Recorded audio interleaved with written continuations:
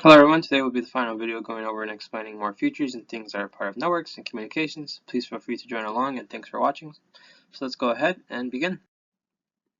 Alright, so now we have what is security in networks. So network security is the practice of protecting networks from unauthorized access, misuse, or attacks. It ensures the confidentiality and integrity and availability of data as it travels across networks. In simple terms, it's really about the trust, making sure that information can move swiftly between the user's device and systems. So with confidentiality, this means keeping data private and only accessible to those who are authorized. Encryption and authentication are key tools that help ensure sensitive information like passwords or financial data stays hidden from outsiders. Integrity is basically ensures that the data sent and the data received are exactly the same without being altered or tampered with. Techniques like checksums or cryptographic hashes help verify that the message hasn't been changed along the way. With things like availability, it means that even the most secure system is useless if it's not accessible when needed. Availability focuses on maintaining continuous, reliable access to network sources, often protected through firewalls, redundancy, and defense against denial-of-service attacks.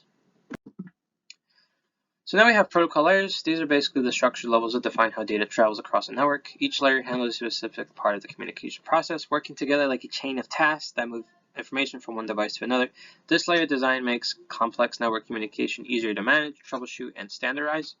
So with things like the concept, so networks use models like the OSI, TCP, IAP to separate communication to layers such as a physical, a network, or an application. Each layer serves a unique function and passes data up or down the stack, creating a clear division of responsibility between them. Next, we have things like encapsulation and decapsulation. So when data moves down into the layers, each one adds its own header, like wrapping a message into multiple envelopes. So when it reaches the destination, the layers peel those headers off in reverse order, ensuring that the message is properly interpreted. And now we have modularity and flexibility. This basically means that the layered approach allows new technologies or protocols to be updated in one layer without disrupting the others. This modularity is why the internet can evolve. New tools and standards can integrate smoothly without rebuilding the entire system. So next we have service models. So service models describe how different layers of a network interact to deliver communication services to users and applications. Instead of focusing on how data travels, service models define what kind of service each layer provides to the one above it. So this helps networks stay organized, predictable, and adaptable as technologies evolve.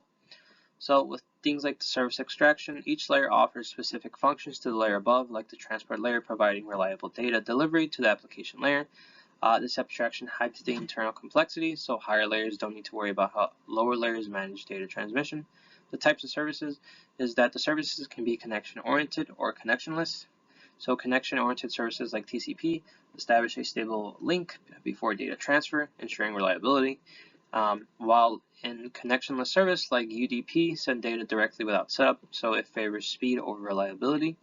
Next, we have layer independence. So this basically means that service models promote independence between the layers. It means that also there's improvements or changes in one layers like faster routing or stronger encryption. These can occur without redesigning how applications use the network.